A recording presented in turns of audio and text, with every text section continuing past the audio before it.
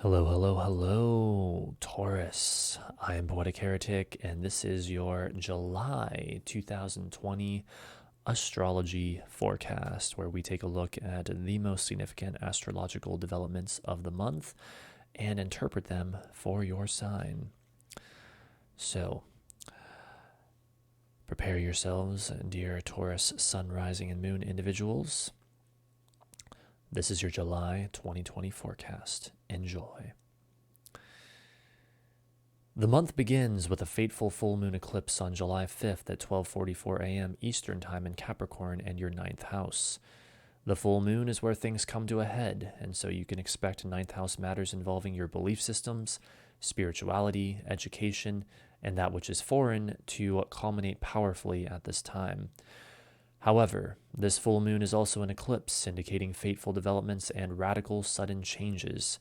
Again, you can expect these in the area of your beliefs and that which is foreign, but not necessarily at the time of the full moon.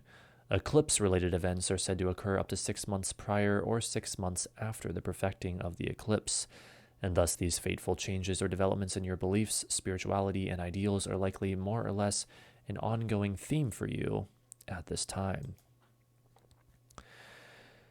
Next, we have on July 12th at 4:26 a.m. Eastern Time, Mercury stationing direct in Cancer and your third house.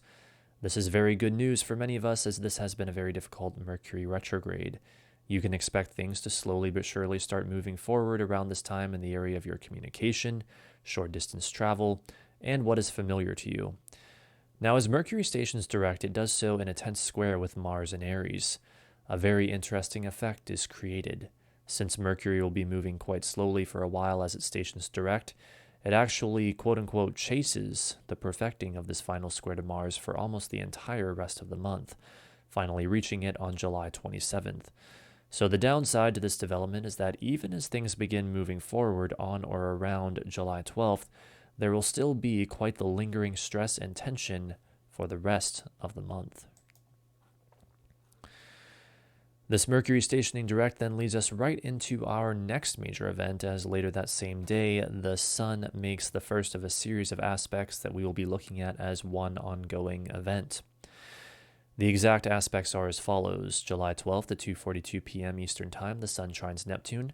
July 14th at 3:58 a.m., the Sun opposes Jupiter. July 15th at 3:12 p.m., the Sun opposes Pluto. And on July 20th at 6:27 p.m., the Sun opposes Saturn, which it does as the moon is joining it to form the new moon, which we will look at later.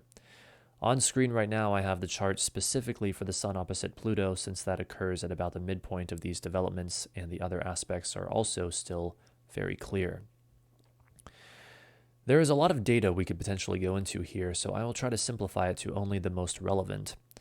Looking first at the Sun trine Neptune, the powerful life force of the Sun is lighting up the Neptunian realms of dreams and imagination. The aspect is a trine, so expect this initially dreamy mid-month event to be kicked off with a breakthrough in the area of your communication, short-distance travel, and what is familiar to you, as well as your friends and any social group you belong to. This breakthrough may be positive or negative.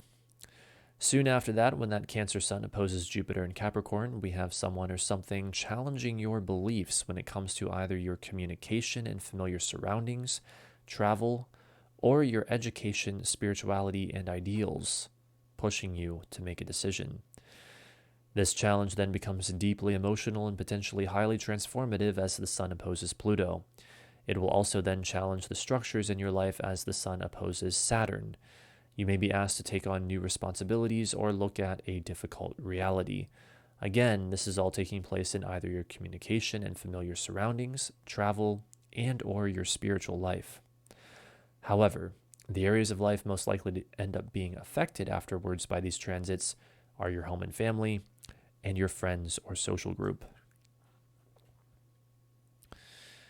Right as the event we just went over is reaching its conclusion, we have the new moon in Cancer on July 20th at 1:32 p.m. Eastern Time.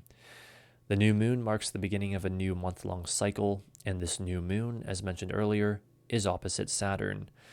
So again, similar to what we just went over, we have these new beginnings taking place in the area of your communication, short-distance travel, and what is familiar to you that are challenged in some way by the structures of your beliefs, ideals, education, or spirituality, and this will be part of the overall flavor of the weeks to come. The grand finale of the month is the third and final Venus-Neptune square occurring on July 27th at 1:47 p.m. Eastern Time. This is the final part of an ongoing cycle that began in the month of May. For more information on that specifically, watch the forecast for your sign for the month of May that you can find in the recent uploads on my channel. Know that whatever began then in your life that was a match to the Venus square Neptune energy is now reaching its conclusion around the end of July.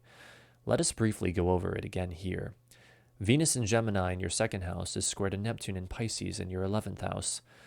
A stressful event that has been taking place in the area of your finances or self-image and or your friends or social group and involving how you relate to others and or confusion or fantasy and that has been pushing you into new areas of activity is now in its final phase. The outcome of this cycle should be at long last becoming more and more clear, as the events of the past couple months are now showing their lasting impact on your life, specifically in the area of you personally, your work, health, and day-to-day activities, and once again, your friends or social group. Interestingly enough, July 27th is, as mentioned earlier, also the day that Mercury finally catches up with its square to Mars. Additionally, the moon in Scorpio that day opposes Uranus, the planet of sudden, shocking, unexpected developments in Taurus. As I have been studying closely just recently, the moon can act as an incredible timing mechanism for the more major events of longer cycles. What I am saying here is that July 27th is going to be a very intense day full of all kinds of surprises for virtually everyone of every sign. Though they may be stressful, there is also a release of energy involved that should manifest as relief, at least on some level. Overall, the month of July is indeed a more stressful one than what we typically see. There are many challenges to overcome, important decisions to be made, stressful situations to conquer through new activity, and a sort of lingering stress and tension that doesn't really go away until the end of the month. But there does at least appear to be a light at the end of the tunnel, whether temporary or long-lasting. By the end of the month, we are finally moving forward in at least some areas again, and many of us are hopefully having rich, new experiences born out of the irrepressible need for dynamic, even revolutionary, change. So Taurus, that is your July 2020 forecast. I hope you enjoyed. If you did, feel free to like and subscribe. If you are not already, as I'm always streaming and uploading new astrology and tarot related content to this channel. I want to thank you so much for watching this and tell you that I hope you have a great month of July despite the stressful astrological energy that we have. Thanks so much, and bye for now.